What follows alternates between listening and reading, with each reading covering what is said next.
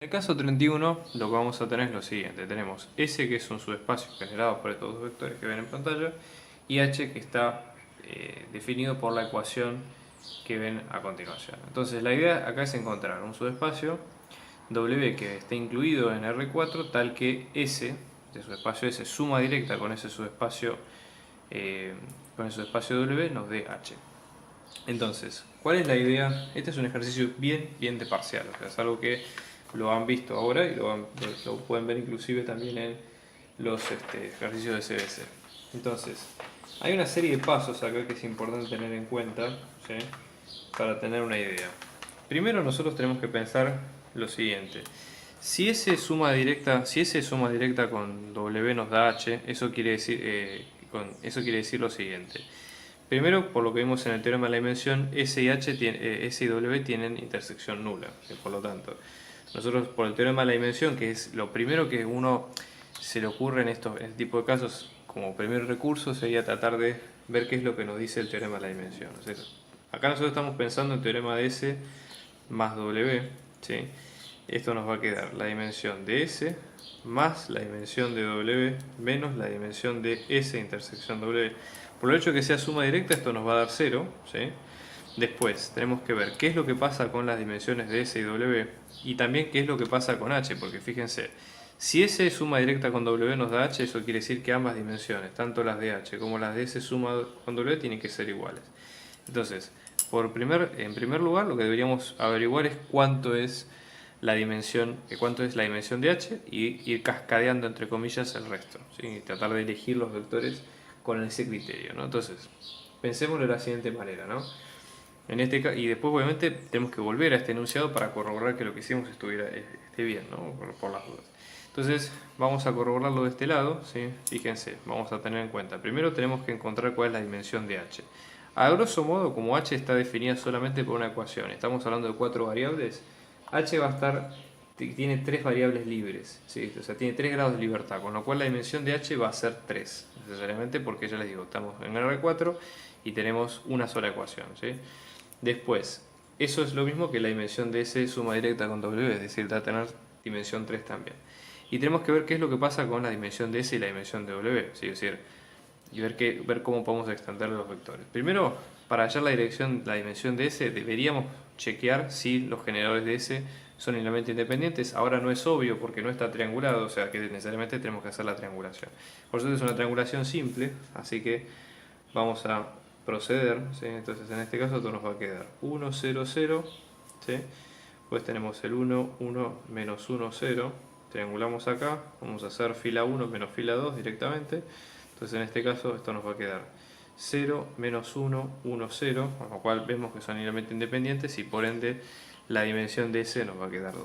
Con lo cual eso es lo que nos obliga a que la dimensión de W sea una o superior, o sea, en realidad tendría que ser una, sí, nada más, no es una superior, está mal dicho. Tenemos que ver también si existe, digamos, S intersección con H. ¿Por qué digo esto? Porque justamente tenemos que ver o sea, si hay uno de los vectores generadores de S que está incluido en H, ¿sí?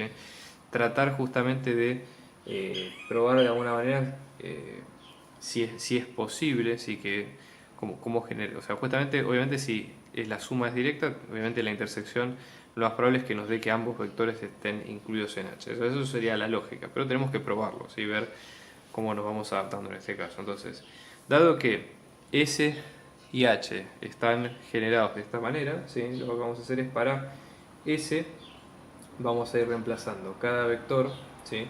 Dentro del H y cualquier combinación lineal vamos a ver que si se cumple o no en este caso, ¿no? Entonces, por ejemplo, el primer vector generador de S, ¿sí? Fíjense, lo reemplazamos acá, esto nos va a quedar 2 por 1, ¿sí? 2 por 0, perdón, más 2 por 0, más 0, esto nos va a dar 0, perfecto.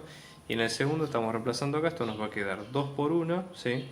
Más 2, más 2 por menos 1, que esto sería menos 2, más 0, esto es igual a 0. Con lo cual, lo que nosotros vemos es que si H es este subespacio, S es un subespacio que está incluido, ¿no? Entonces, la idea acá sería tratar de tomar W con algún vector, ¿sí? En este caso S sí, nosotros tenemos a S que está generado por, llamémosle S sub 1 y S sub 2, serían S sub 1 y S sub 2, la idea sería ver lo mismo con h, ¿no? Entonces, saquemos los vectores generadores de h, saquemos una base y el w tiene que ser justamente lo que no está, el vector w tiene que ser justamente un vector que esté en h y que no esté en s, ¿sí? Entonces, vamos a ver los generadores de h. En este caso esto nos va a quedar 2x2 más 2x3 más x4 es igual a 0, con lo cual esto nos va a quedar que x4 nos va a quedar menos 2x2 menos 2x3, ¿sí? Y los generadores de h, en este caso, podemos pensarlo como generado, en este caso por para x1, 1, 0, 0, 0, fíjense porque no aparece ninguna otra cuenta. Para x2 en este caso podemos tenerlo como 0, 1, 0 en x3 y menos 2 en x4, y para x3 tenemos 0, 0, 1, menos 2. Bueno, entonces, claramente fíjense que nosotros lo que deberíamos hacer ahora es triangular los vectores de S y H y seguir la misma lógica para ver cuál es el resultado, ¿no? Vamos a hacer eso a continuación.